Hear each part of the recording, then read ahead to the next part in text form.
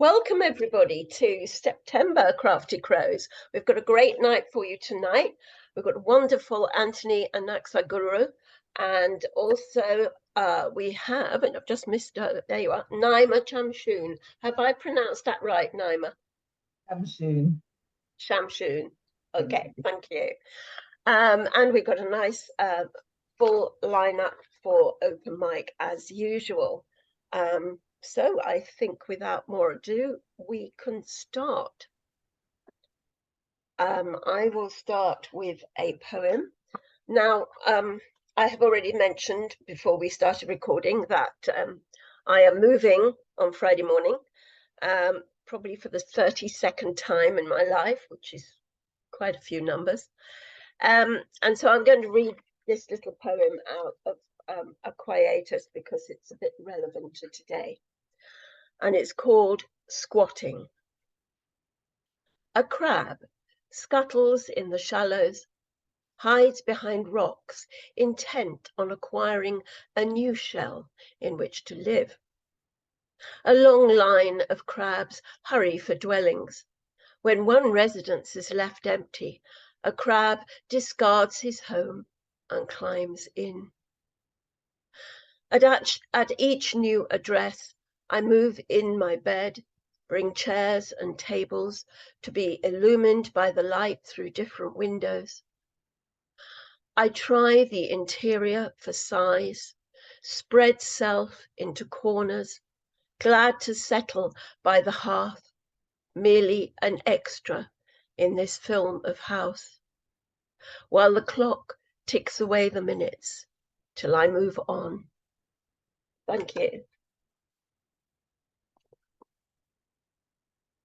Okay, well, without any more, thank you very much, everybody. And without any more ado, let's start with Michael Sindler, please. Michael, welcome. Oh, thank you very much. Great to be here. I'm going to start with a new one that fortunately I haven't really eaten breakfast, but this is a one made to make you feel hungry. It's called All in Good Time is Best. Crackling over open flame, blackened skin loosened by steam in plastic bag, hard surface turns soft, faucet streams seeds away, velvet green chili slides into seasoned mochachete, shining boiled tomatillos, grilled garlic, delicate cilantro, and pungent epazote leaves, caramel brown onion, a grind of cracked pepper, a quarter palm of salt, cumin and coriander, sprigs of savory oregano, mince jalapenos, heat, sweet kiss of panela, dash sugarcane vinegar, squeezed lime and a generous splash of aromatic stock, tense wrist twists tejolte, stone grinds against stone, scent explodes with passion, muddling vegetative marriage, smooth blend of many parts scooped into clear glass bowl. 2 plump handfuls of plum tomatoes, ripe and ready, roughly chopped, slid from cutting board into waiting vessel, ladle led, twirled dance with herb concoction. Cleaver arcs into flesh, disjoints wing in twain, tip tossed into pot with length of backbone, neck and gizzard, other offal and scrap to make neck stock. Each side in its time, thigh whacked away, split from drumstick, 2 more smacks, splits heavy breast, dissection done, pieces washed and patted dry as if headed off to sleep, but then rolled in soft flour with pinch of baking soda. Hot oil dares unfocused hand not to lay each and every piece away. It wants to tattoo with red welts. Careful not to overload pan, rolled round and flipped until evenly browned. drained over brown paper, lifted slowly with tongs and laid over uncooked rice yellow with added annatto. Flat-bottomed rust-red clay cazuela cradles grain and flesh, emerald sauce ladled over, dripping down to cover all. A bit more stock poured for rice to drink to and absorb. Tiny dash of Controy earthy orange alcohol. On goes cover and into oven, nothing to do but wait and clean dishes. Watching others make merry, knowing what is to come will make them even more jolly. Whole house fills with wafted aroma, stomachs send drastic messages to brain. All thoughts centered on pot, time arrives, dish pulled out and up, left on countertop to rest. All in good time is best. Hands washed, each mismatched chair, round table filled with anticipation. Sauces and sides and ceramic bowl around the center, delicious but ignored delights, unseen in plain sight. Until still covered centerpiece is laid in place, its lid lifted, instant of drama attended by elated reception. Aroma elicits joyous tears. Rough-hewn wooden serving fork and spoon move back and forth like a building crane. Each diner's plate loaded. Silence like a miracle. No words found. Better uses for mouths. Some things are just the way they're supposed to be. This is one of them. And I thought I'd do one more sort of shorter one here. And I'll do this one. It's called So Easy. It would be so easy to go with it, to let it be, to let you try to love the me you think you love so desperately. It would be so easy just to leave my boots outside your door, let you provide the creature comforts and try not to think or ask for more. It would be so easy to sleep in your bed and satisfy, even though my spirit is not in the task, a lie. Even though I told you from the start that love was not nor never would be on the table. It is inertia first that keeps me here, and yes, fear beside to move off of this mountain, roll down into the world, still unstable from my pain, the subject of the bleak black hole in every conversation that leaves a vacuum in its wake. What will never be over leaves no room forward. You can never be what I do not ask you to be, but what you want so much to be. And it hurts to see your want, but I am weak. And so another day and another passes. Still, I make no advances to rectifying the imbalance. Finally, I find resolve, leaving you with the being most dear to me, the cat who brings out your jealousy because my love for him is pure. I find strength, I find purpose, and set out driving west, away from all too easy security, away from us all asylum I've adopted, leaving you still thinking there is a way you can yet make me love you, though everything I've done should let you know it isn't true. Okay, thank you very much.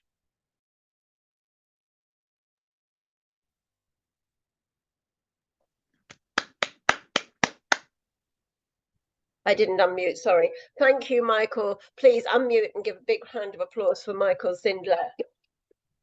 That's brilliant. I really felt full up, especially after the first poem, really. Lots of food for thought. Okay, where are we next? Susanna West. Suzanne West? Right here. Hello. Hello. Welcome. Hi. Your poem, please. Thank you. Yes, I have one poem. I'm the right glasses.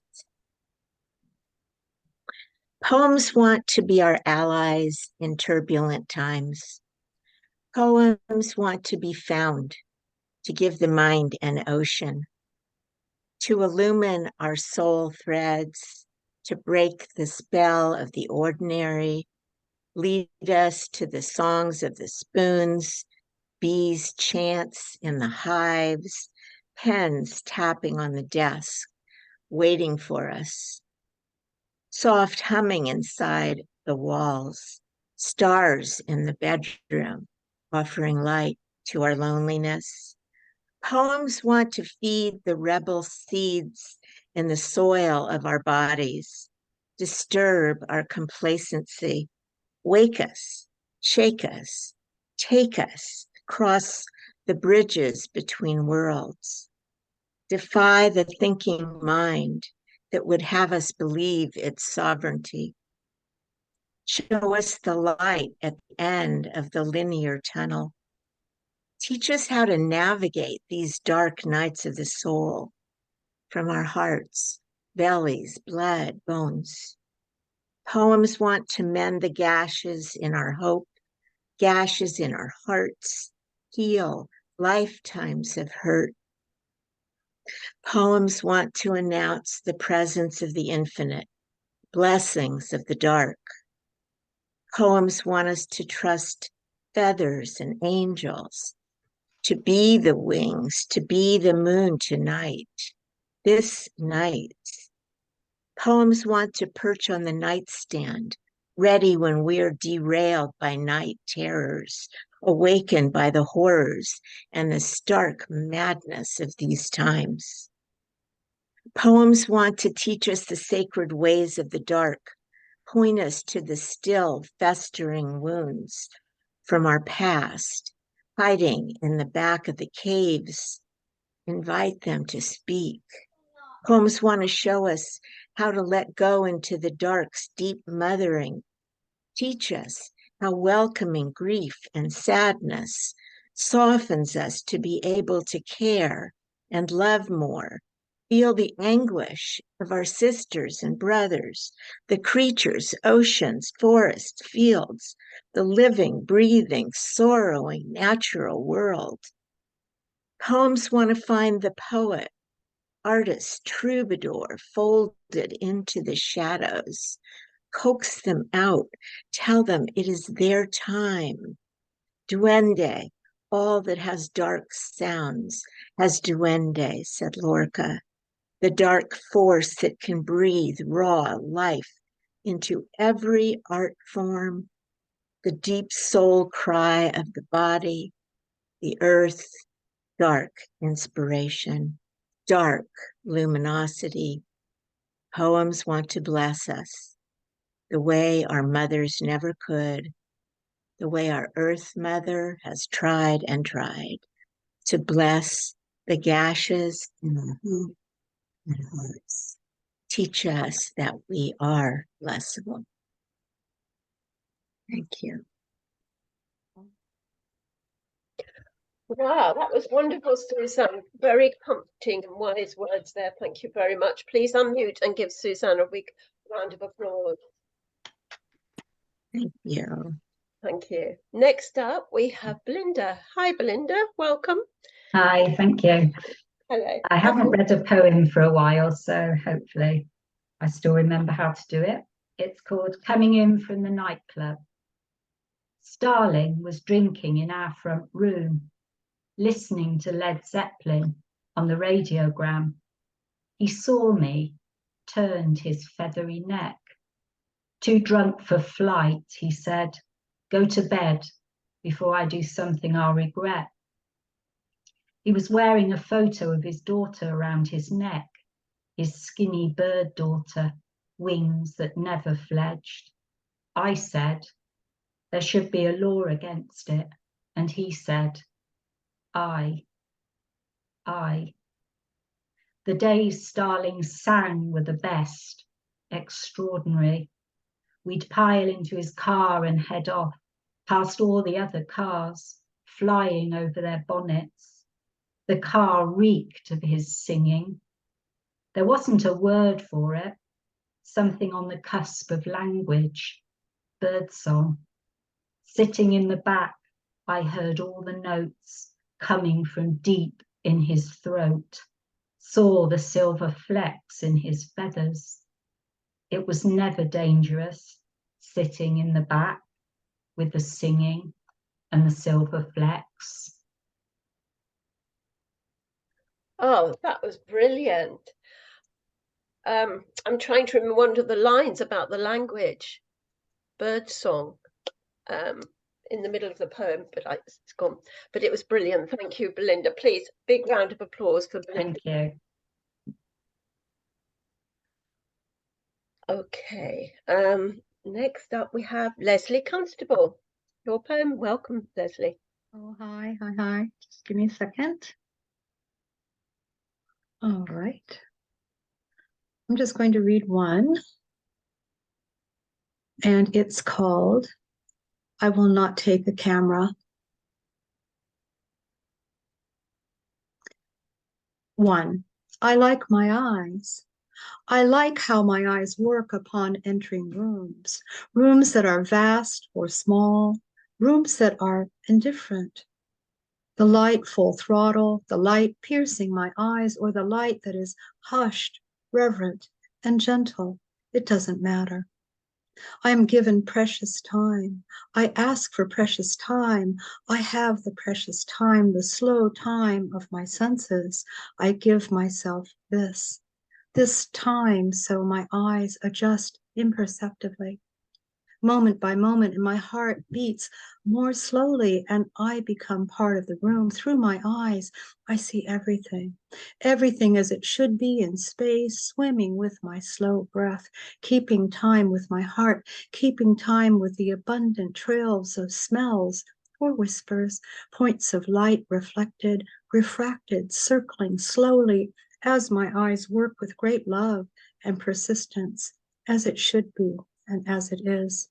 The sounds I hear in my wrist humming with the thick bones at my waist, with its dense flesh, my ankles reminding me of how I walk or how I love to dance, the quiet gasps and sighs from my eyes coming to me humming with the bone, the flesh, the small and personal songs sung to me in my dreams, and even now by all the people in all the rooms I walk through every night when my eyes close. Are my eyes telling me that I see? I will not take my camera. That quiet gasps and sighs in a room, whether mighty or humble, are my eyes telling me that I see? Echoes of other senses at plays influencing the pictures my eyes take in, my eyes create. I will not take my camera. 2. Salgado, Koudelka, All Saints at the moment, because the camera was there, we accept as truth that cancels out the mystery of the eyes as a sensuous entity. War shots, pictures of you, pictures of Lily, of the baby firstborn cancel out the memory of the church, the parroquia of San Miguel, the wounded saint the nurses pray to, the smells of hot wax of the lily in excess, the piss that darkly stains the parroquia steps. The pictures cancel out the smell. I don't know. They are okay, maybe. Echoes of other senses at play and influencing the pictures. Maybe not close-cropped, perfect composition, a balance of contrasts, line, form, volume that zeroes in constantly, zeroes in on perfection and edits out the rest that lies, because my eyes don't really see that way. A falsification, only a falsification. The photograph is a standard we've been bullied into accepting as true about how the eye works. Where do these come from or belong, these images, separate from smell, from taste, from bitterness or perfume? Where do I go now? Everywhere, from anywhere, relaxed and paying attention. Where will I go? Anywhere and always, and travel and see only what my eyes see, and that will be enough. I will not take a camera. That's all for me. Thank you. Wow, thank you, Leslie. I'm totally with you. I always think that photographs, especially of holidays and things, just focus on one point and you miss so much. That was brilliant. Thank you. Please give a good round of applause for Leslie. Thank you. Next up, we have Martin del Toro Gutierrez. Is he here? He's not. Sorry, he's No. not. I do apologize. All right. Okay. Thank you. Okay, then we will go straight on to Margaret Royal. Hi, Margaret. Let's have Hi, your poem. Josephine and everyone. I'm going to read a couple of poems from my new forthcoming collection with Hedgehog Press, Toccata and Fugue. And the first one is from the Toccata section, the first section, looking back on childhood and growing up. And I should tell you that I was born in chilly Lincolnshire on the East Coast. This is called Brambling and is inspired by the poetry of Ruth Stone. All my life I've been brambling, plopping plump promises into my mouth, twirling the bitter sweetness around my tongue, eyes screwed up when the sourness kicked in. As teenagers, we would bike down Hardy's Lane, its hedgerows boasting a bumper crop bushier than Grandpa's eyebrows. Once home, I baked bramble pies for tea. I recall one evening the bombshell. Cookery next day, blackberry pie. Did we have any? A quick foray down the local lane thankfully yielded a plentiful sufficiency, as my father used to say. But those barbs, I have suffered their curse more than I care to recall. Thorns ripping flesh. My first love tricked me with vain promises. Blackberry pie tomorrow, soon, next week. More fool me, blanking out the obvious. My first marriage hurled me into razor-sharp thickets, so dense that emerging proved almost impossible. Inch by inch, I crawled out backwards before I drowned. But it takes way more than that to keep a Lincolnshire lass from brambling.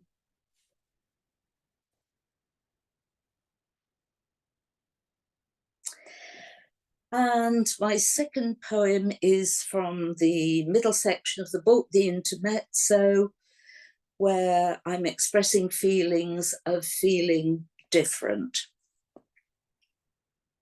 Dilemma. I'm standing on the sideline, watching grief unfolding, flapping on the breeze like Nana's patched bed sheets. Pastel pink flamingos, stiff-winged, feet mired in mud. I note my hesitance, my confusion, wondering if silence is better than intimate betrayal. But silence, like Chinese whispers, might destroy what remains of us. Never again to stroll down memory lane, giddy with passion, arms entwined through Notting Hill. 20-somethings on a Saturday afternoon, innocent lovers in Bohemia. My gut feeling says anonymity, yes, way to go, my friend. That youthful liaison was simply too dangereuse. Thank you very much. Thank you, Margaret, and congratulations on your new collection. Brilliant. Please, everybody, unmute and give Margaret a big round of applause. Sorry. And last but not least, for the first half, we've got Frank McMahon. Would you like to read your poem, please, Frank? Yes, I've got two poems. The first one does deal with the issue of stillbirth. The second one is rather more cheerful, if elegiac. At the storm's edge. At the storm's edge always, never knowing if it will discharge and overwhelm, or if it will relent, recede, as the season dragged itself upstairs and round the cot. Or the days may reverse that moment sundered between joy and shock, the seconds scattered across the antiseptic floor, silence drowning the other's cry. Light aches on the newborn's face in the muffled house. A ghost demands its feed, forever probing at the teeth with blue waxed lips, growing thin on dreams. At the storm's edge, there is always a prayer. The ghost is clothed in a shoebox laid, carried away, an exit to be registered.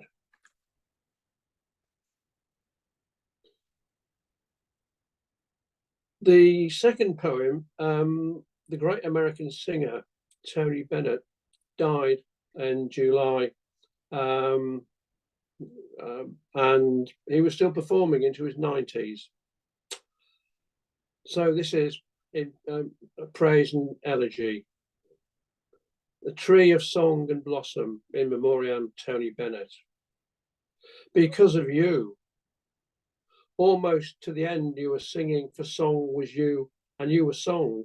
Your gift, your pleasure to gather us around your voice, a tree of endless blossom, roots deep in the dark and bright of us.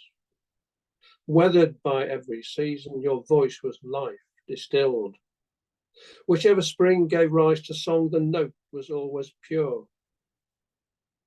This tree is where we met and joined our lives within the rings of music.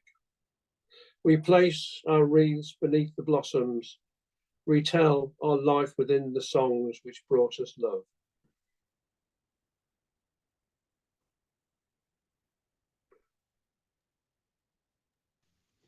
Two very beautiful poems. Thank you, Frank. And that first one was so emotive. It's brilliant.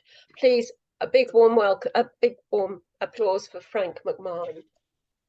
Thank you. Okay, that brings us to the end of our first half of Open Mic. And it's my great pleasure to introduce our feature for tonight, which is Anthony Anaxagorou. I had almost a chance to see him at the Cheltenham Poetry Festival a few years ago, and unfortunately wasn't well and had to miss it. And so I'm really looking forward to tonight because I can actually hear him read his poetry. Anthony Anaxagorou is a British-born Cypriot poet, fiction writer, essayist, and publisher. His second collection, After the Formalities, published with Penned in the Margins, is a Poetry Books Society recommendation and was shortlisted for the 2019 T.S. Eliot Prize, along with the 2021 Ledbury Munthe Poetry Prize for second collections. It was also a Telegraph and Guardian Poetry Book of the Year.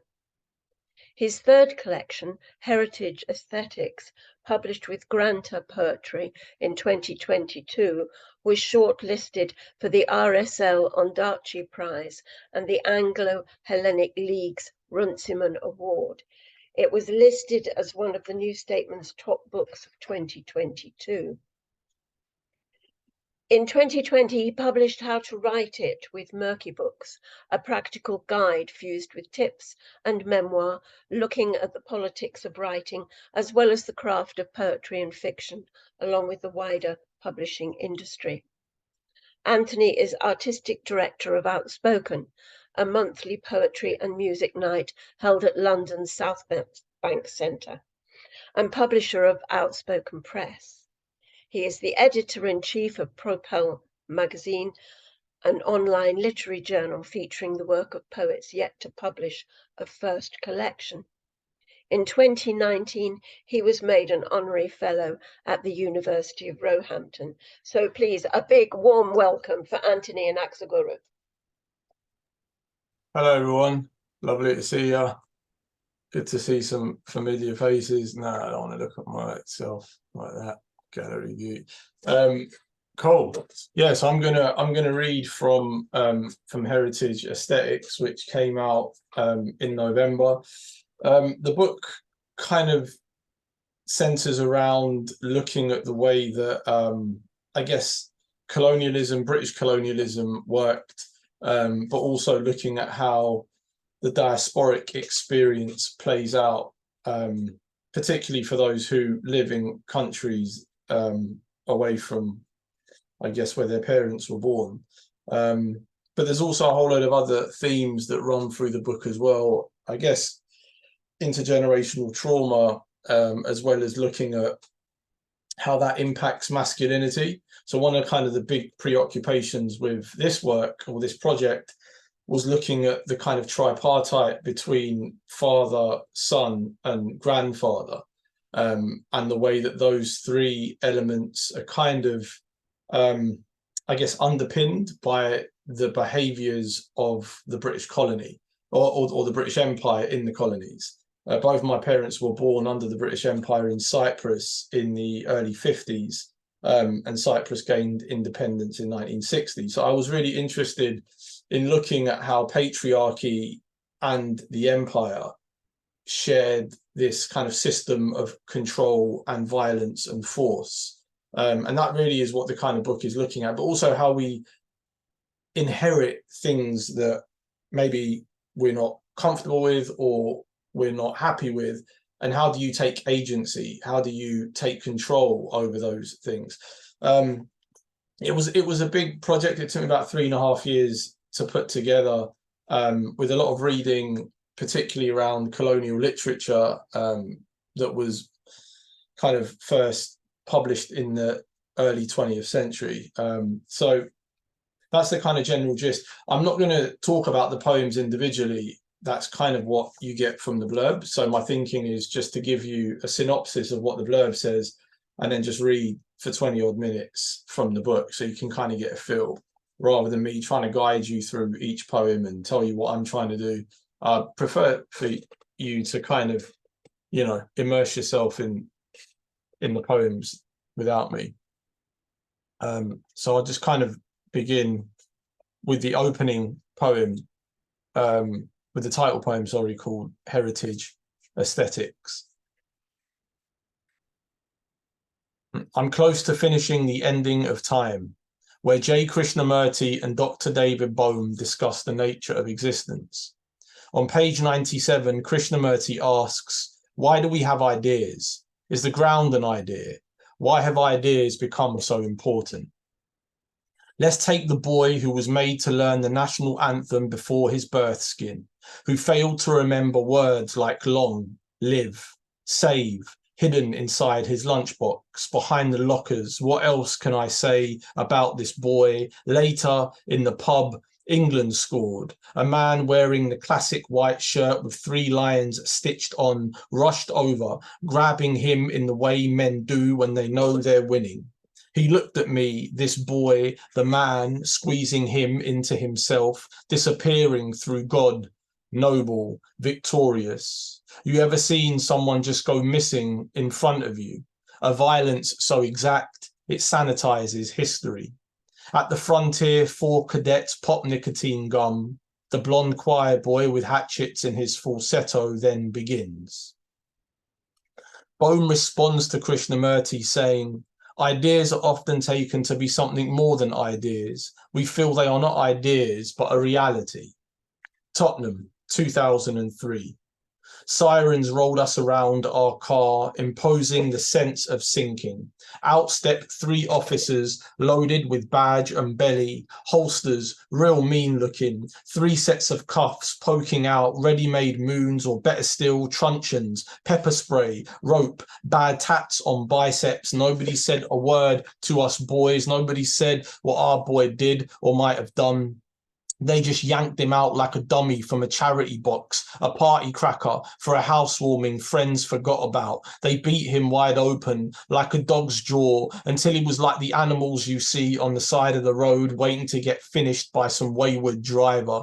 You ever seen the expression on a man's face when he fights the way he fucks? Our boy hurrying back into where? Why? We screamed inside us, seeing pristine boots go to work, all elegant, kneeing up his eggshell ribs, no longer his, but theirs, to Buckaroo, Sabutio, Texas Hold'em poker, to hold, then dash into a van, tank, truck, river, in a suffocating courtroom, effigies, targets, Aboriginal folk, ethnics, where nobody can dry their ancestry off or celebrate how their people rebelled. Next day, they released him, and where the fuck were you, man? I've underlined the section of Boehm's dialogue where he states, I think in the mind there is demand for certainty. We want to be sure, so there's no inquiring. You're expecting to see the boy here, or maybe you've built an impression of him.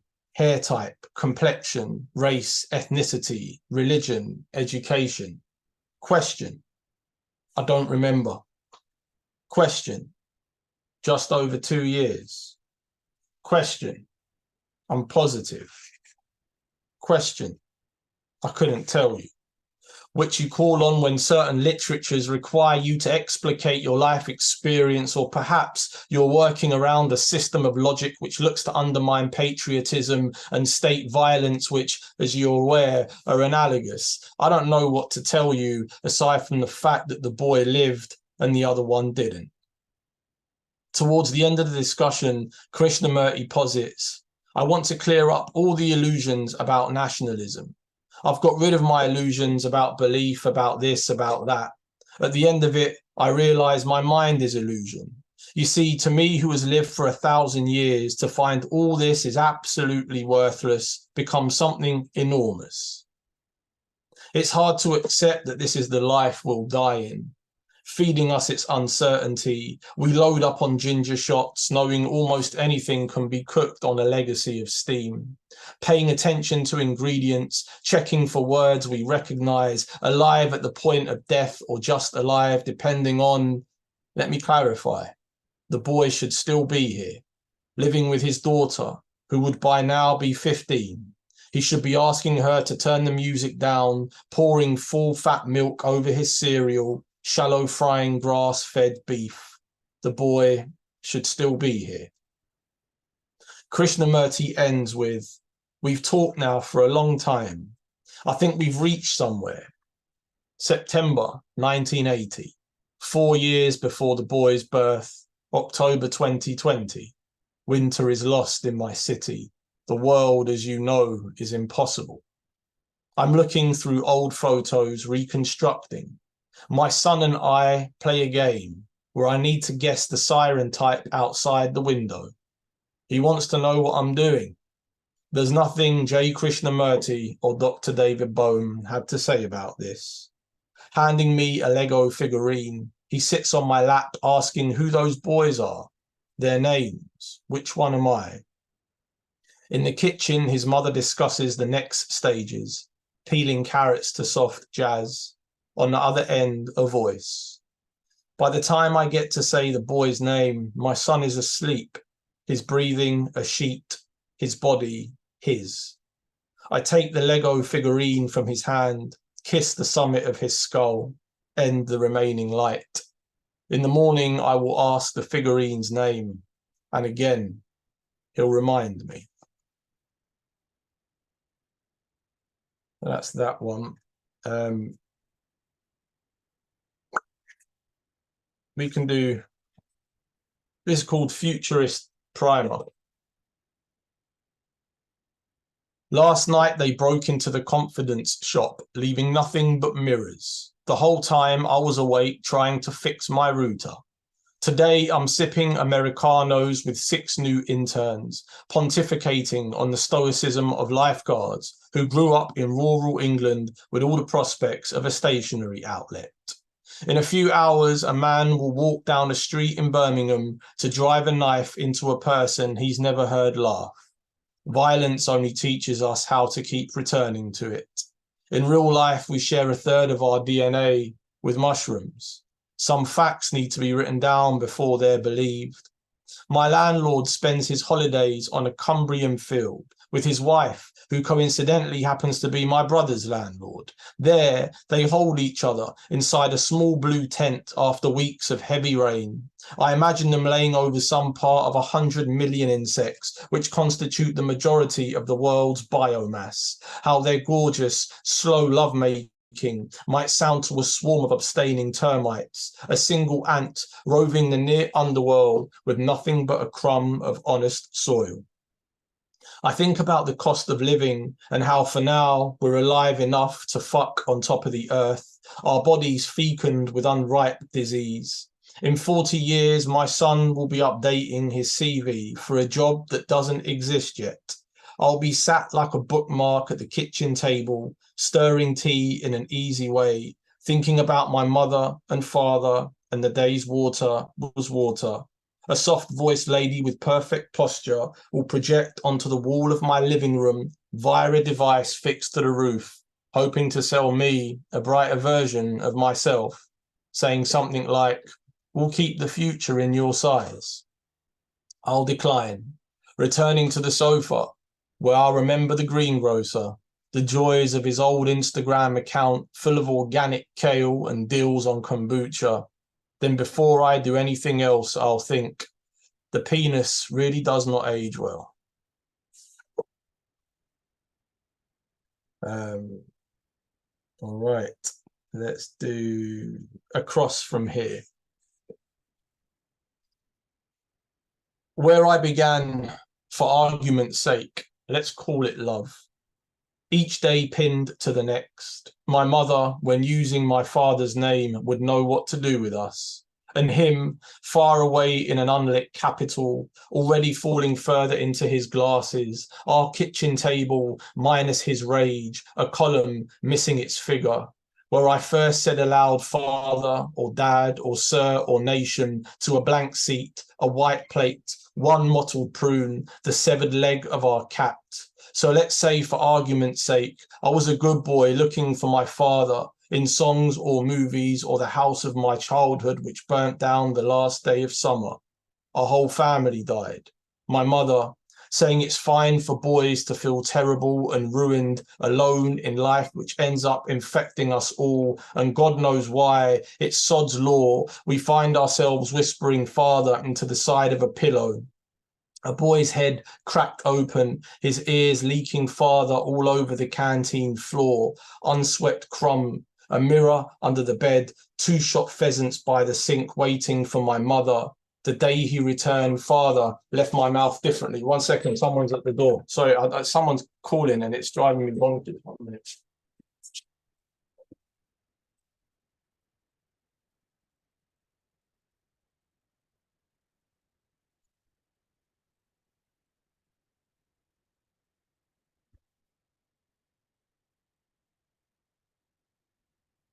Yeah.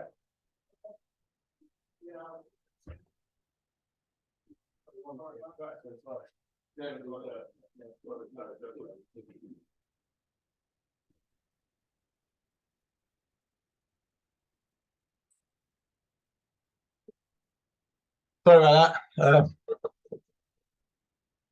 Where was I? Oh yeah. 2 shot pheasants by the sink waiting for my mother. The day he returned, father left my mouth differently.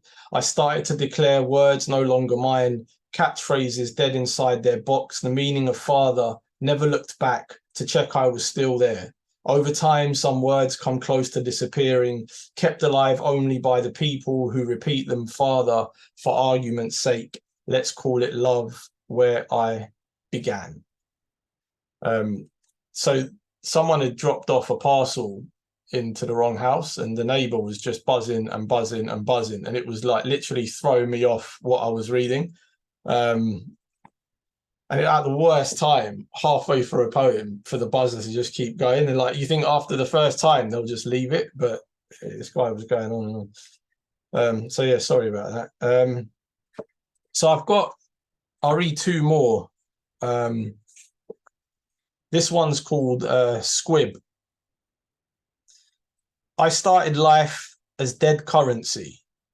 In the first week of spring, a male voice on the radio said children develop a taste for praise by frightening off birds. As an adult, I've been attending to myself in my finest forced leather, rocking the old days like a proto-meme, a subdued pleat, a Neolithic aphorism. I finished this bestseller in one day, Ways We Should All Be Breathing. It proposed I forgive my past for its stubbornness, so I'll sneak the leading probiotic into the tabernacle while 6 hooded men edit the bio of Christ. My skull needs lathering before it bribes the priest's sniper scope, which started out as liquid sand, relying solely on the glass blower's breath. These days, I'm all epigenetics and indignation, minarets and anairic miracles. I'm bending over backwards to kiss my trauma's forehead, all furrowed, as if it were my only son dreaming of being believed by the tea in a gaiwan. The job of any parent is to prepare their children for a world without them. Fear is the only conclusive list I remember. The body mass index of each Byzantine saint. The mosque across the road looks so peaceful, so photogenic. A public address blunders into barrier tape. Since then, I've made it a habit to check the ingredients of my opening gambits, weaponizing certainty, the glittered spool of a life wound. And the last one I'll read is Sistina, and it's called Float. The chance to be part of this happens briefly. My son grows to edge where the ocean slips, roughly pointing towards a float. He asks me to rescue it from a future he can't see. 3 slow steps in until I'm governed by cold, moving towards an unknown confluence. I'll say how I panicked, unmoored by my weight. They say the closer you get to time, the further it moves. For a brief second, I believed I could make a difference. Another cold thought splits my side. Salt clings, feels rough around my limits, each wave dumping sweat. I see my son's worry in the surge, hear his asking rumble through the earth's bladder. I want to ask for more time. How can a body reverse in water? I say aloud, I don't think I'll make it, seeing his profile plunge like a conch. As a boy, I took a brief diving course where I learned how oxygen turns starfish rough, drying them into land until a child discovers the cold of them, chucking what's left into a bucket.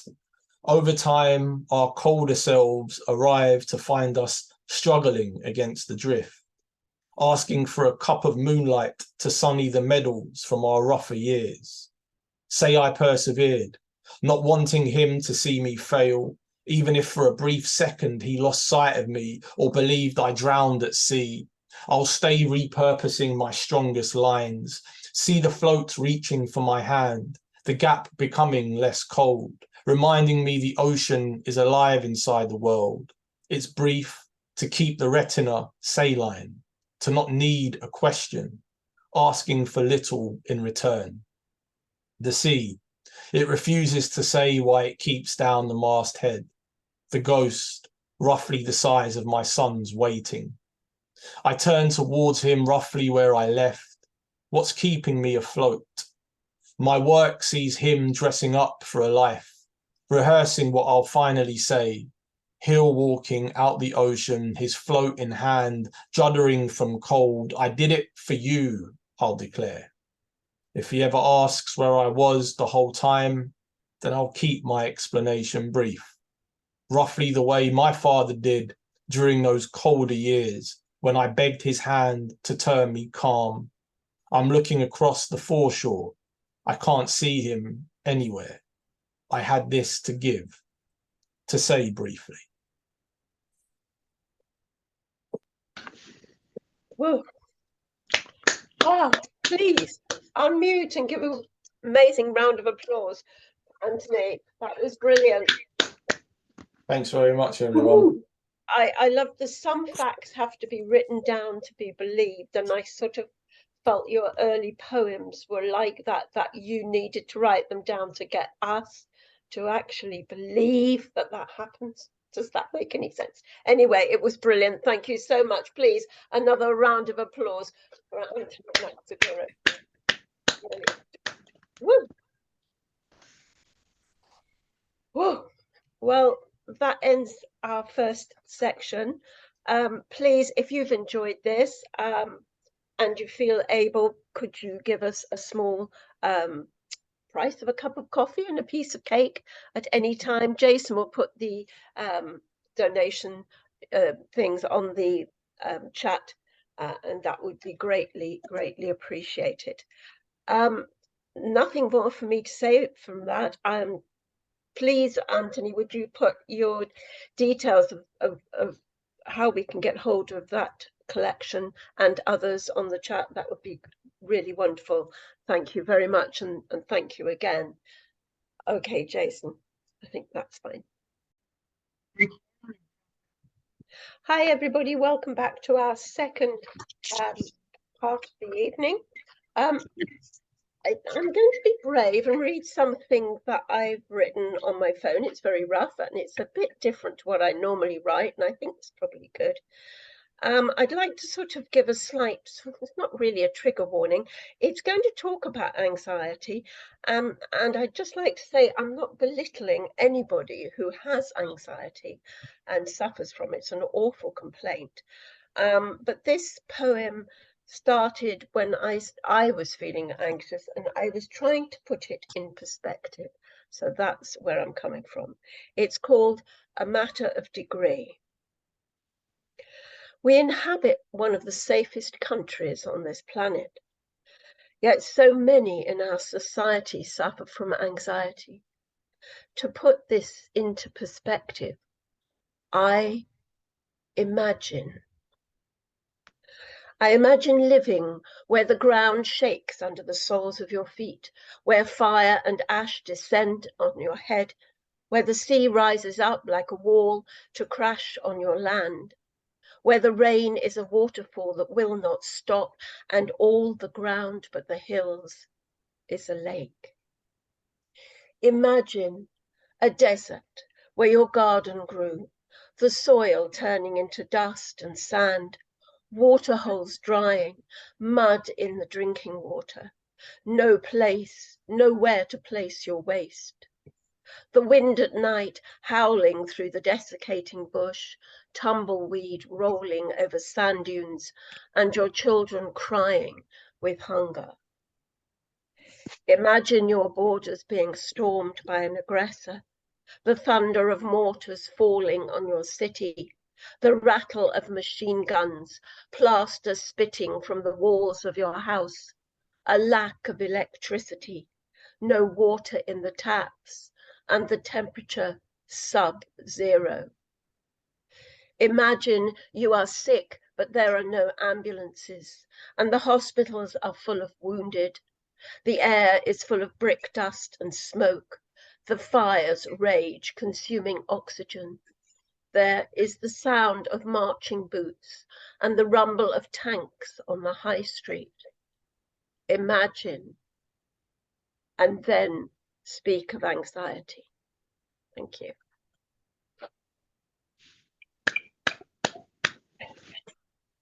Okay, let's carry on. And our next guest slot is Nayma Chamchoun.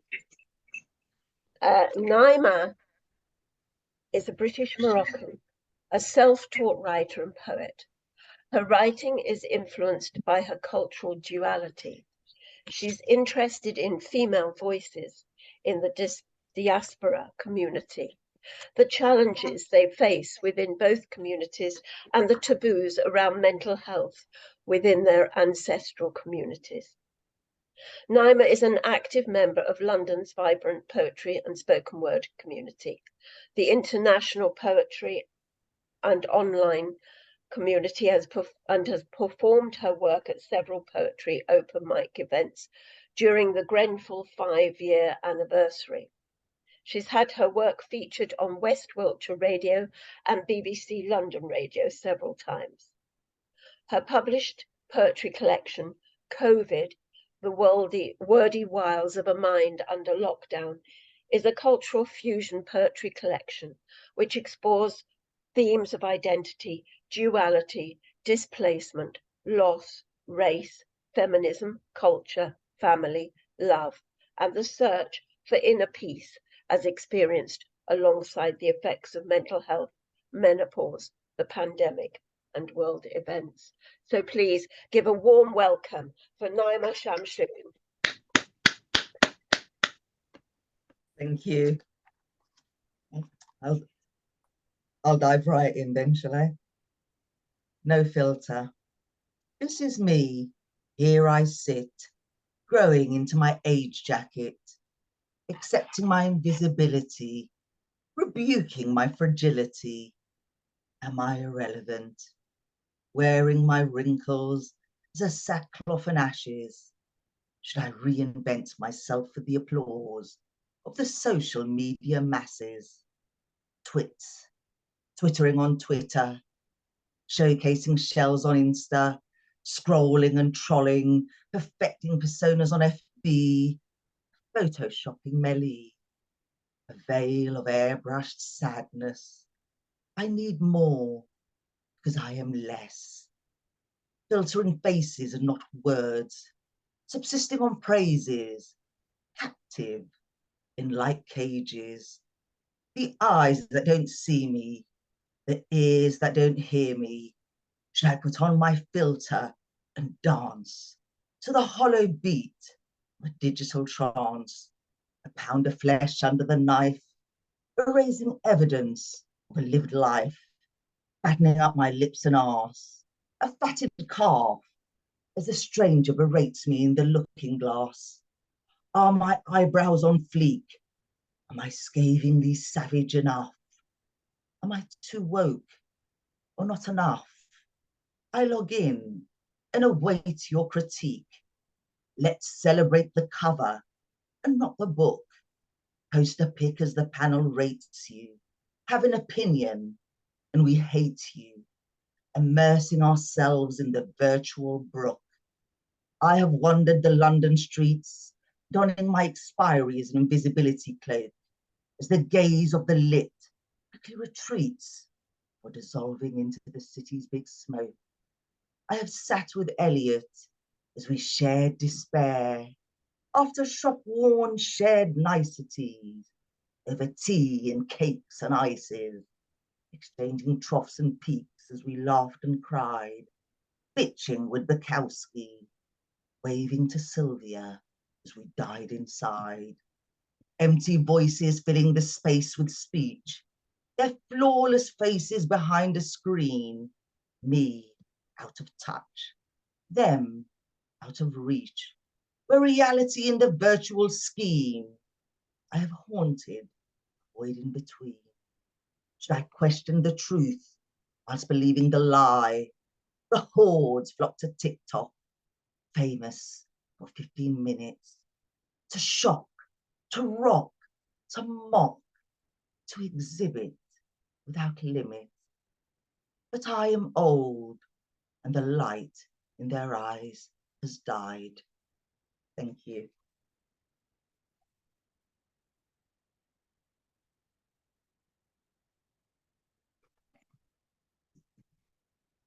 Where the birds don't fly, the places where buildings crumble like sandcastles, the sky coloured ashen with explosive residue, where the sacrificial lambs wage power's battles, the borders flooded by advancing tides, rushing towards safer sands, propelled by a hostile surge, taking only their frantically bagged lives, the homes where the sirens turn the blood cold, the blasts increasingly louder, young fearfully questioning eyes find no answers, strategic chaos takes hold.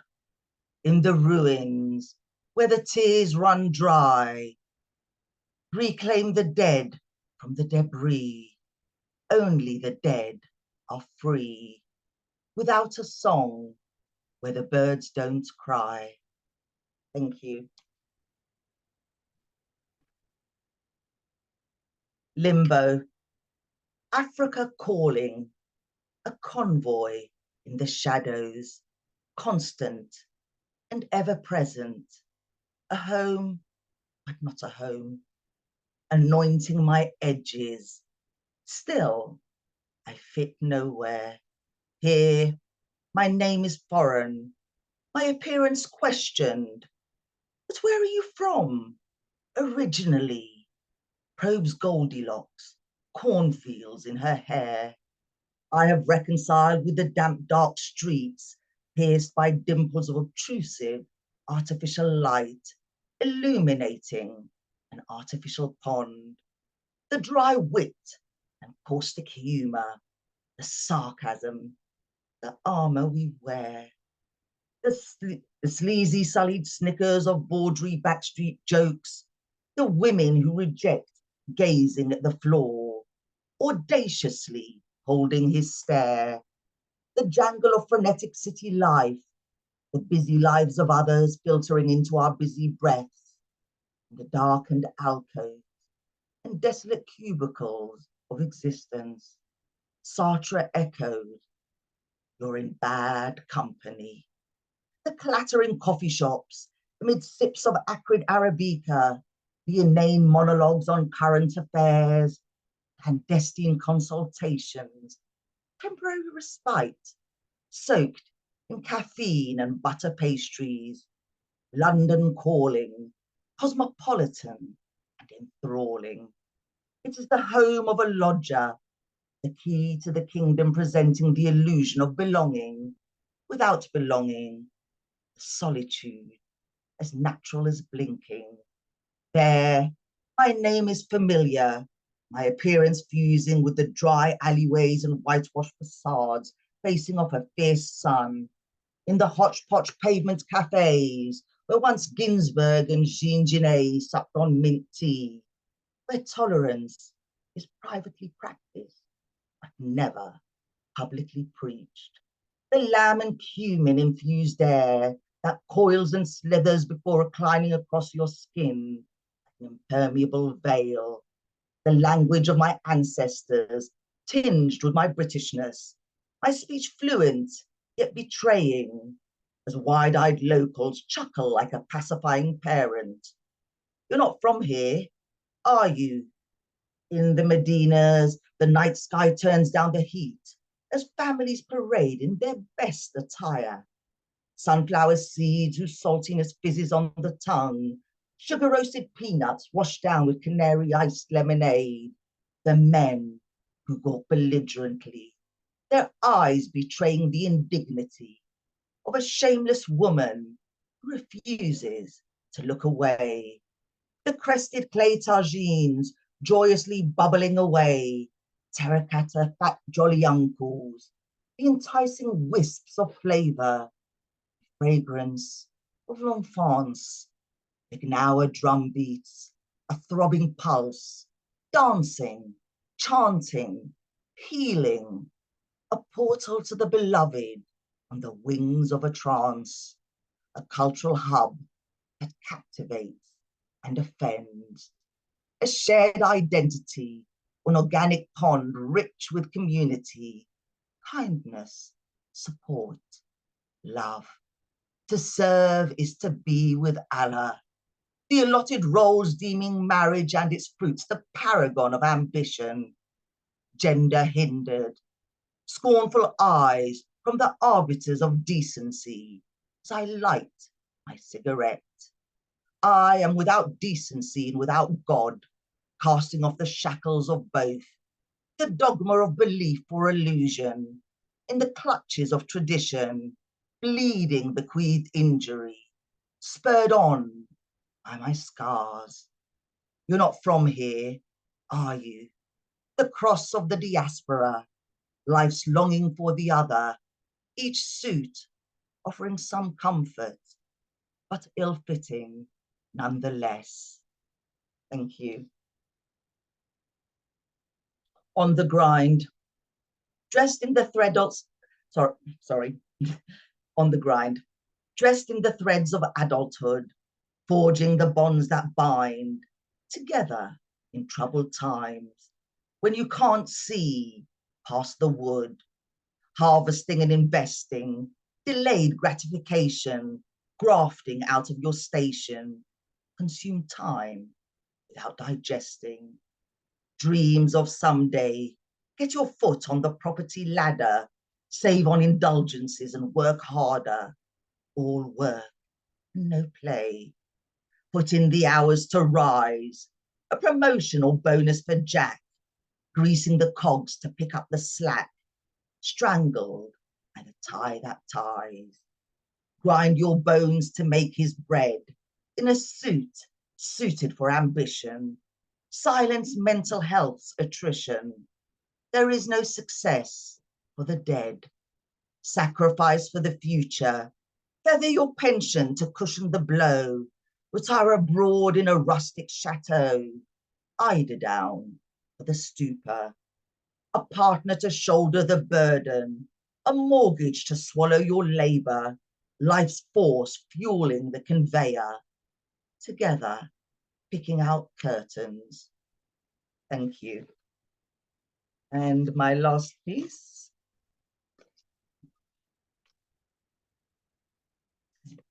The Imposter. In the rooms that twinkle with crystal and opulence, the women with Modigliani necks, bejeweled and bedecked, talking about young skin, exercise and nutrition, of flamboyant designers, fashionably Parisian, camouflaged, complacent copulence, men in Armani suits and Swiss watches, consuming business with malt whiskey, anecdotes of St. Maurice and après-ski, an arcade of silver spoon swatches, a spectre occupying the void, in hand-me-downs and Primark shoes, a day tripper just passing through, the type you usually avoid, hair brittle and untamed, face conveying time's inflictions,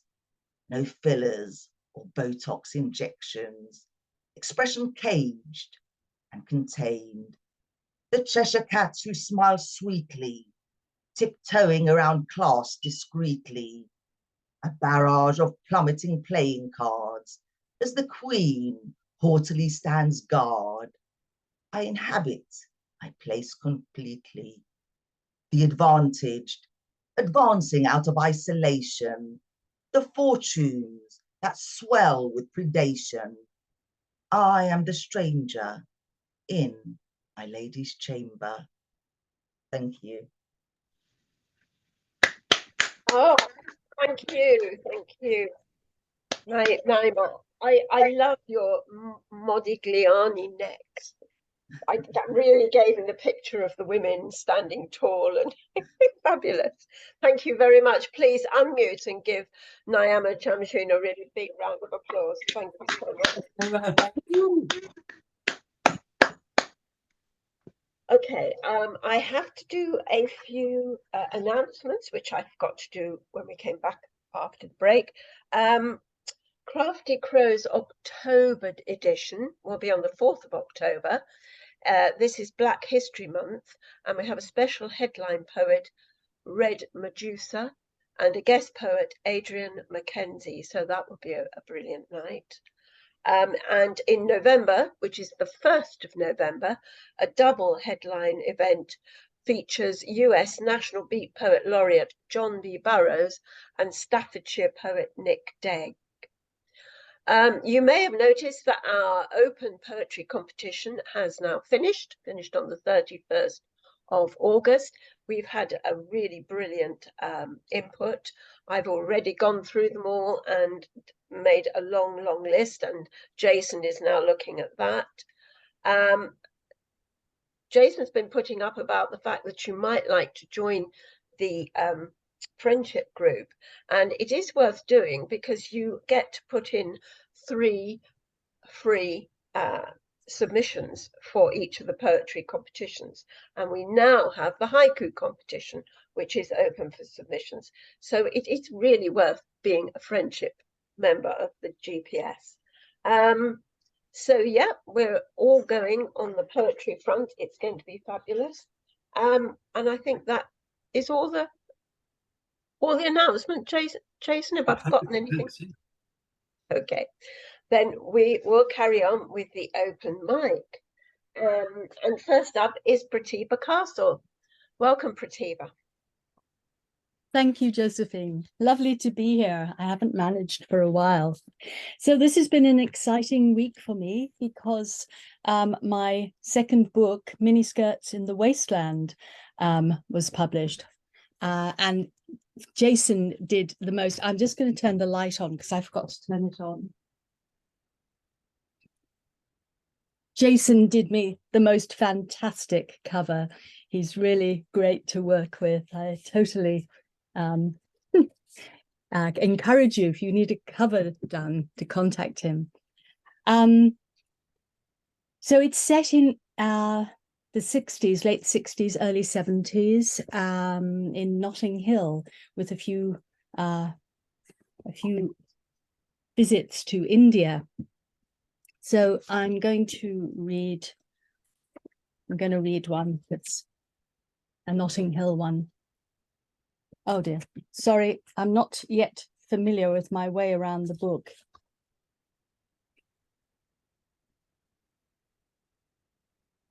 Okay, I'm going to read a different one because I can find that one. Sorry to be so long. Lizzie's trip down Portobello. Bodies eddy her along the street, through punters' chat, costermongers batting shouts like Epsom bookies. By the Sally Army Hall she halts, wishes Ernie would glance up from tipping a bucket down the drain. Shout, "Watch her, girl!" Sidle her a wink. An excuse to dawdle. Relish sugar scent of hyacinth. Chance a haggle over a fist of freesias. Ernie grunts, turns, greets the street. "Lovely daffs, ladies, tanner a toss." Corner of All Saints and Portobello, women huddle. Hens flocking, pecking gossip. Princess Margaret scarves knotted tight as knuckles beneath their chins. If only Eulalia from the deli would glance her way, nod, elbow a chink into their cackling congregation. Women's chat, absolution for a sin of solitude. At murmurs of a poorly child, Eulalia might dab an eye, squeeze Lizzie's hand.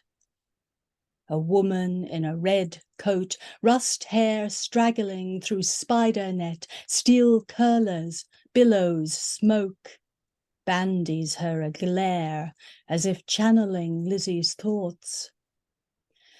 Lizzie sighs, ekes out cheer of imaginary friendship, drags her feet like the terrier at the lamp-post resisting its owner's tug.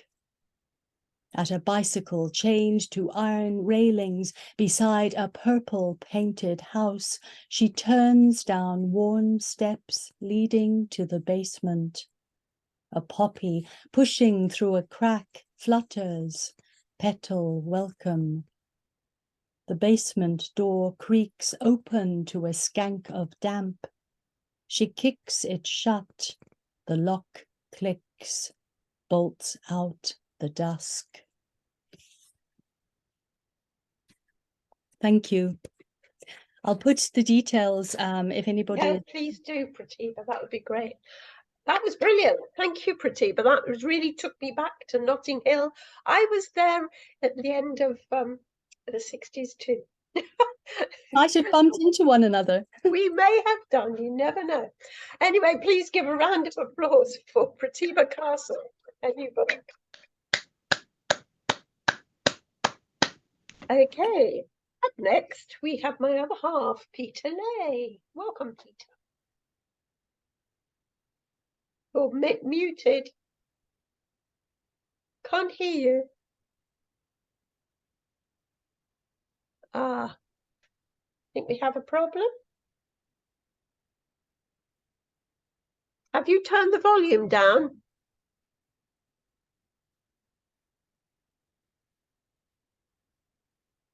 Sorry, we're not hearing you, Peter. Let's leave it and see if you can sort it out, and we'll get back to you. Can you hear me now? Yeah, you've got No. earphones in.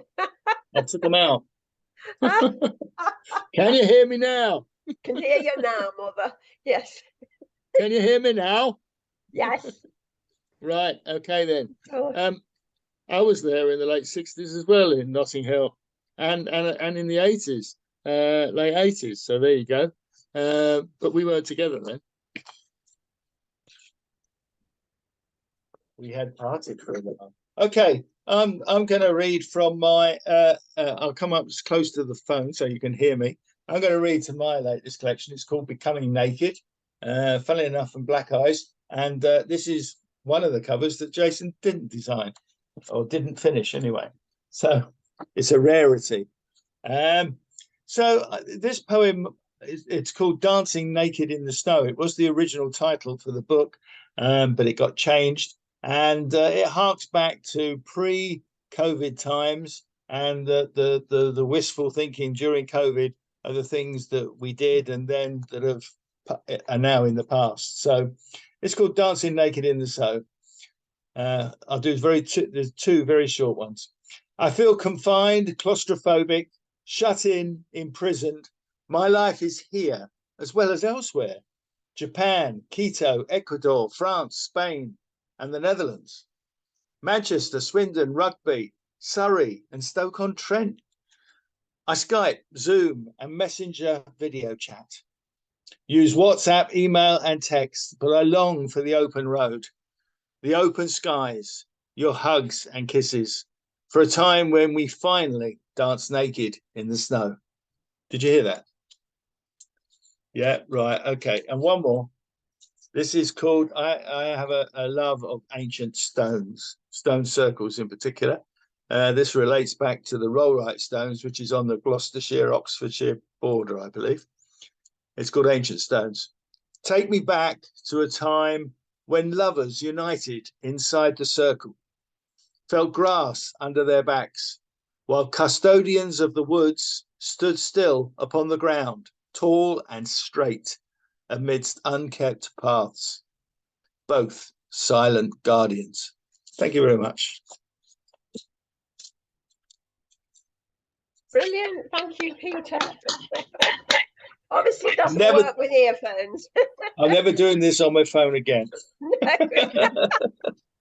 Please give a round of applause for Peter. Okay. Next up, we have Sue Finch. Welcome, Sue. What have you got? Thank you very much today? I've got Baking for Harvest. Lovely. It started with a plain and simple loaf. Next came a scored round with a well-baked crust, then a twisted plait. She changed from white flour to spelt and back again, bent to those who called for wholemeal and those who wanted seeds on top. It was always for sharing, she said, but the tearing of it seemed to pull at her, and I saw tears in her eyes. The best butter didn't seem to soften things, and though the offers of chutney and jam were graciously accepted, I sensed we were missing something.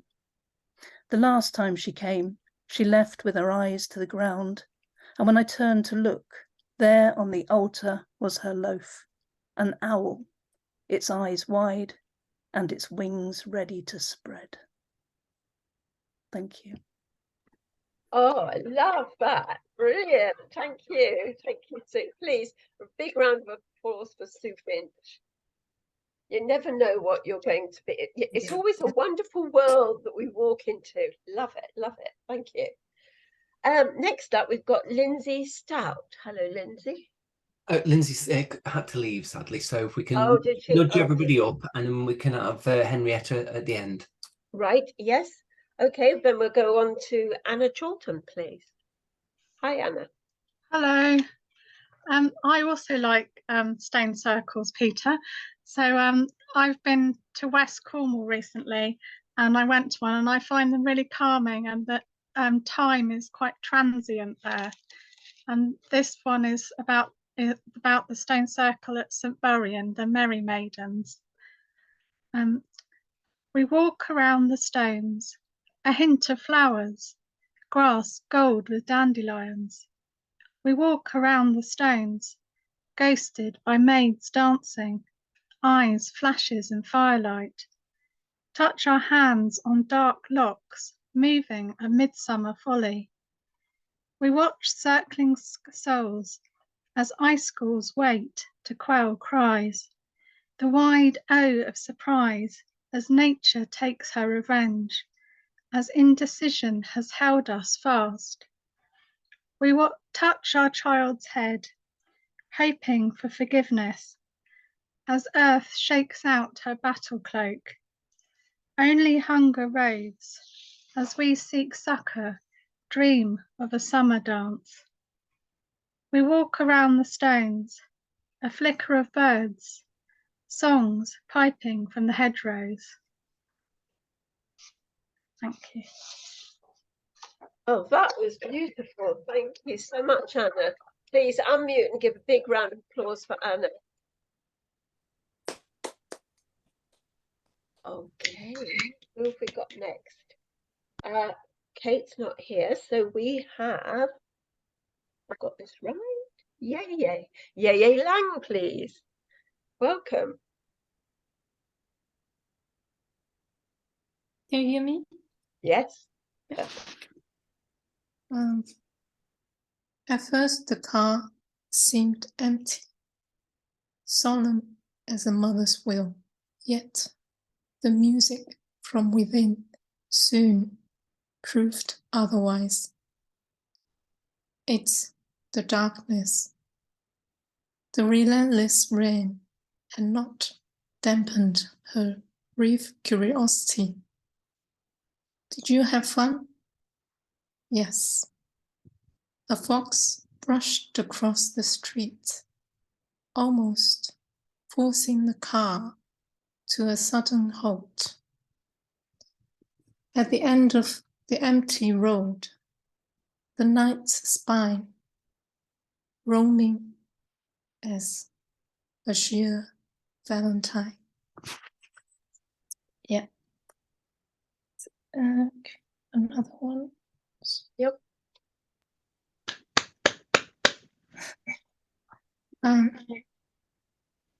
The passionate, scorching sounds in the kitchen. Our prior verbal agreement is like the fast shrinking grains in the functioning of heat, now beyond recognition. Splattering defiance and sizzling indifference. Her work is the work of fire. Even the strongest wind can't quell her anxieties, cooked by demands, and now she's filling the gaps between dishes with skewers of singed nagging. Returned appetite is a bowl of shut eyes, eyes, eyes, eyes. Please grant her the salt from which she can create the flavor of freedom. Thank you. Wow, they were beautiful poems. Thank you so much. Yeah, that was lovely. Wonderful. Please unmute and give a big round of applause for Yay Lang. Thank you. Next up, I think we have Jason Conway, please. Thank you. Right, I've got two to share. The first one is kind of an experimental haiku. It's called "These Sounds Tell a Story When Spoken." As I hear these words, I dream the myth they follow. When recited, syllables become sounds, become waves along a canal, and reach a drum in a cave with three muses, Malleus, Incus, and Stapes, that sing to a snail that ripples notes into streams of sparks, that become rivers that flow into an endless ocean between flesh and bone, where electric fish leap towards home. From breath to lightning.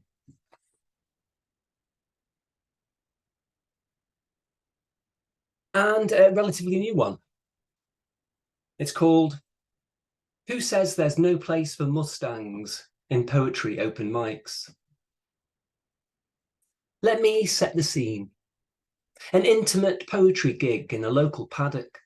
A herd of poets sign up for a slot, take a seat and chomp on their numbers as an expectant audience awaits.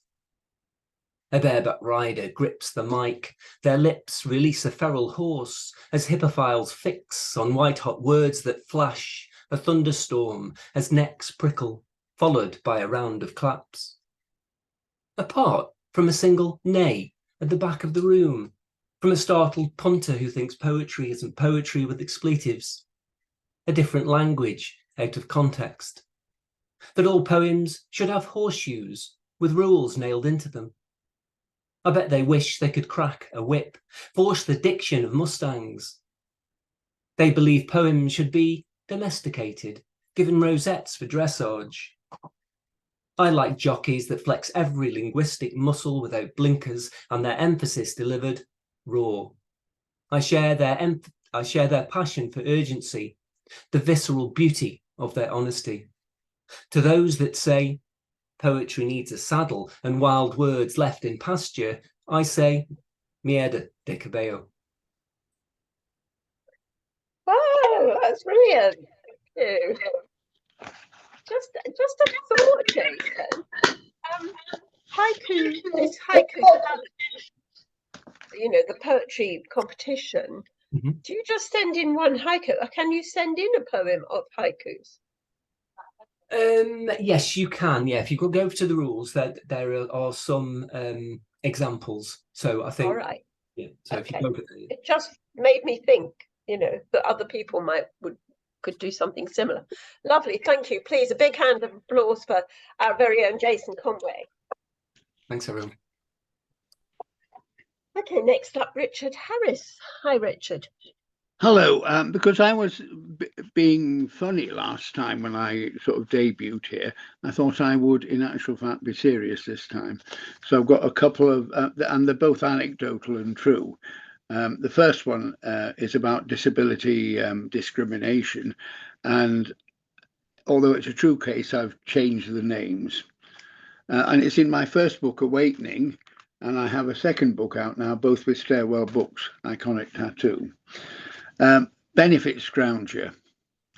Esme was a cleaner, a grafter, not well paid, became ill, could not breathe easily. Went to a doctor, treatment did not help. Referred her to the chest clinic, all this time on sick leave. Lots of tests on vastly expensive machines. Diagnosed by a specialist, a great man in his field, chronic obstructive airways disease. I went to see her. Applied for DLA. I was warned to wait at the door. Took Esme 10 minutes to get there, holding onto the wall, slowly, gasping, moving. Back to her chair, oxygen by her side. She used it all the time as she went out, which was rare, and her husband carried the cylinder. Too heavy for her. DLA form submitted. Doctor from the benefits agency attended to assess. To her face, he called her a benefit scrounger. DLA form submitted, allowance refused. Statements from husband and GP ignored. Submitted review, with more statements, including the specialist, all supporting Esme. Within my letter gave notice of appeal and said that if the review failed, I would ambulance Esme to a tribunal on camera and if possible on TV. Review was allowed. Payment backdated. That was not important. Esme wanted to be believed. Esme delighted. I complained about the doctor formally. To be retrained, they said. Not sacked. No apology. 10 months later, Esme, the woman who could not breathe, that benefit scrounger, died. The doctor, no doubt still earning his money on top of his GP wedge for a bit of overtime. Now, who would you call a benefit scrounger? And yes, and I worked at an advice centre, and I could quite honestly have written 100 poems about such injustices, and I had to decide which one to write, you know. And it was bad then, and it's worse now. So this is a shorter one, and it's really quite important to me. A lesson learnt. As a child, I did what I was told. Back then you did. But when I was 10, I was watching TV together with my family, as you did back then. Tennis was on, Wimbledon. My mum, like Maria Bueno, said she was elegant, pretty, had class. A match was starting, women's tennis. On walked a short woman, not glamorous, not wearing lace, like Maria Bueno. She walked on determinedly, defiantly, wearing colour. Only a wristband or something like that. A first at Wimbledon. Rosie Casals. It caused a fuss, shock, horror. She was sent off to change. She was timed. Something stirred in me. I learnt I could disobey. I could protest. I did not have to accept. So thank you, Rosie Casals. Lovely. Thank you, Richard Harris. Please unmute and give a big hand for Richard. Thank you. Okay, next up, Agatha Palmer. Is she not here? She was a minute ago. I wonder if she's a signal. We've got a few signal issues with people, so. Oh, okay. Well, let's go on to Gerald, because I can see Gerald, so I know he's here. Let's do Gerald first, and hopefully she'll come back. Hi, Gerald. Hi, yeah. I've got two. The first one, my neighbour produced a box of books from the back of his shed, which had been ruined because the box had been open, and among them was one that wasn't quite ruined. Photographs of Ireland, Victorian Ireland. The first one is about a place called Carrick-a-Reed. You can look it up on the web afterwards. In this photograph, a boat sits beneath the rope bridge to Carrick-a-Reed. Comes from a book spoilt by damp in a box left open. A Victorian view which survived unchanged to the 1960s, when the farmer charged sixpence to cross before the National Trust got their claws into this island. I remember crossing that exact same bridge to the gannet nests beyond.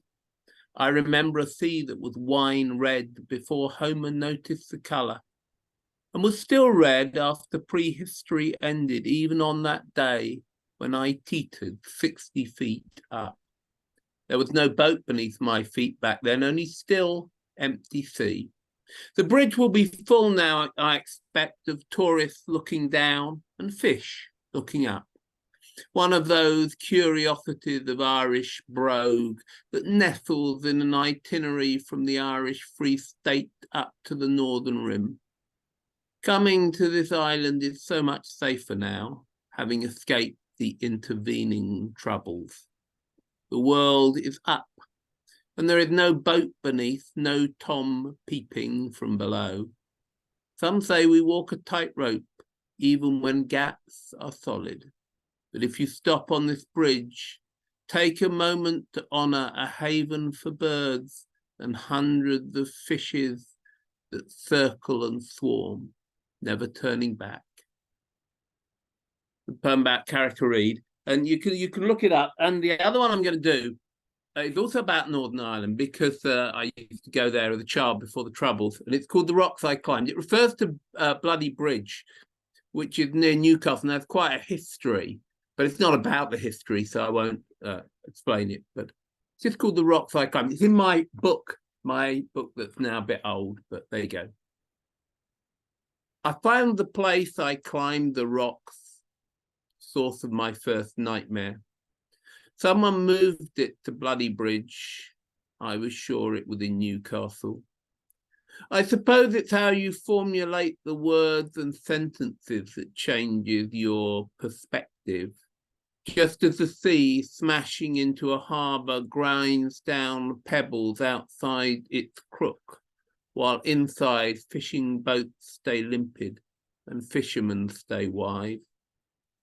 Up above us, sleeve donnered, like some beached whale in this reddened light, promises better, hides the rougher peaks behind. Someone curved in Binion and Birna like flags in the wind with granite tips. All way round there's fuchsias growing wild in pavement gaps and cliff-top ledges, covering up derelict properties between a rash of cheap bungalows. That nightmare passed but left its after image like some photo cracked and faded with age. I still feel the fear of it, crashing down the hill, out under the bridge at Newcastle, washing up dead, which is absurd because it was the wrong bloody river. If anyone cared which river it was, certainly not me, looking for a childhood that has grown smaller as I've grown older and further away as I've drawn near. Brilliant. Thank you, Gerald. Beautiful poem. Please unmute and give Gerald a big hand of applause. Thank you. Next up will be Henry. Jason, shall we ask Ashley, since Agus is not around? Yeah, Black, sure. you're right. Ashley, do you want to do one after Henry? Okay. Okay, Henry, welcome. So thank you for welcoming me to this event. What a wonderful selection of poetry. I've really enjoyed it. And I want to know how you write long poems, because I can only really write short ones. And I've written a memoir in poetry, and this is one of the early poems about growing up abroad and not being English. Biography. If I think about it, me takes in permutation, each a coloured silk, all varieties compressed, as if the market in Singapore, where I lived, was next to the haberdashers in Solihull, where I was born. Maybe it's a trans-Pacific thing, but when I was young, it was normal to be foreign, an ocean state, both water and wave, always in between other shores, and something in me failed the course. Dysphoria, displacement, diss me if you like, for not knowing where the borders are, for being at home and always abroad, for finding it strange the way people in England knew all the colours for skin, even if their families never spoke in the street. If I could, I would show you the waving corals of the Sulu Sea in my lungs, the sweet chilly crabs that scuttle through my spleen, my skin a furred koala. I would show you the Alps in my veins, blackened from soy and seaweed, yet still my most quieting voice, Auntie Bobby short for Blodwyn, serving shepherd's pie, calling me to table all the way from Bolton, Glass. I've got another short one. I found myself very unexpectedly single after 30 years of marriage, and yeah, facing so many projections about being old and a woman, and this is a poem in response to that. I stole my age in a necklace. I stole my age in a necklace 50 diamonds long. It dangles around my eyes, my arms, my neck, my thighs. I stole my age in a necklace 50 diamonds long. It teaches me how to take off my clothes, drop my blinds, my doubts. I stole my age in a necklace 50 diamonds long. It teaches me how to jump like a cat, shimmy on walls at night, butchal and shameless. That's it. Brilliant. Thank you. They were lovely poems. Thank you so much, Henry. I hope we see you again. Please unmute and give Henry a big round of applause. It's lovely to have you here. Okay, Ashley, you can find us out. What would you read? So I'm going to do a brand new one that I wrote at 4 a.m. So last night. It is dark though, so I'm going to give a content warning for child abuse, and I will follow it up with a really short one after that isn't dark, just because I don't want to end the show on darkness, but I do really want to read this poem because I want to hear how it sounds on my tongue and stuff. You know how it is. Missing moment. To write is to exorcise my memories, my hurt, but it's impossible to verbalise the things that I forgot.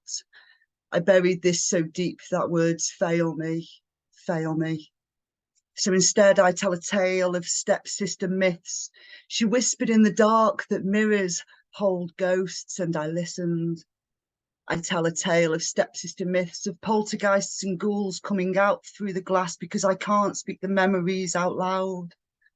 A mirror turns devil if the lights are turned off.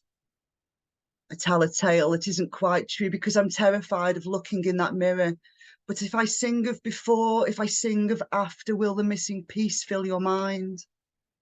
If I give you the lullaby that sent me to sleep with the cat in my face, all purrs and white fuzz, soft claws, closed eyes, how he sent me to sleep in his feline paws, will you feel the safety that I felt? I give you this lullaby, that's this song of cat dreams, of fur in your face and purrs in your heart is the shield that we use thereafter. I give you this lullaby even as the mirror brightens from a light in the corridor beyond. Through slits in the door vent see a shadow hover there, unsure, uncertain if it should. I give you this lullaby even as the mirror sparkles from the crack in the now open door. I give you this lullaby and insist we sleep through it, through the pain and confusion and the loss of innocence. I give you this lullaby as we try to look away, see the back of the monster in the mirror as a shadow. I give you this lullaby to rock us through this nightmare. I give you this lullaby to carry us to after. Burial takes effort, takes a piece of your soul. Burial takes energy and rips apart the heart, makes you tremor, flinch at nothing, makes you turn the mirror round so it can't show you, it can't reach you. Burial ensures survival, keeps you breathing, just about.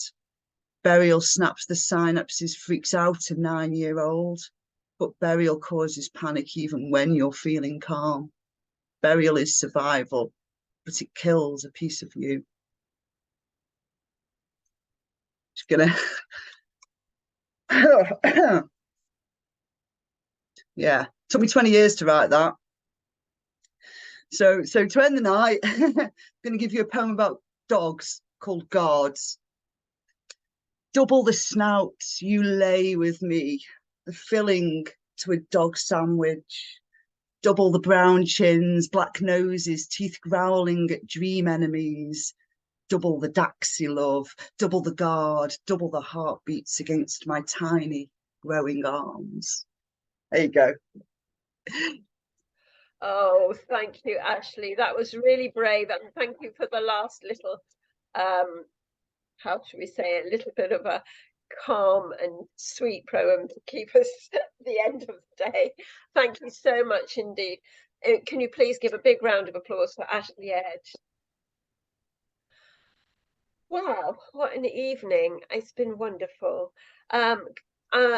Anthony Anaxagorou has had to go, but let's give a big round of applause for Nayma Chamchoun. You can all unmute now. It doesn't matter if you make noises. So a big round for Nayma. And fabulous open mic, all of you. So please give yourselves a big round of applause for the open mic.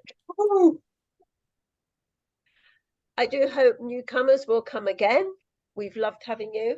I hope old friends will return, and I hope that I'll be back in the chair not too long ahead, because I do love Crafty Crows and I miss it. It's funny, isn't it? But I've enjoyed being here, so thanks all for turning up.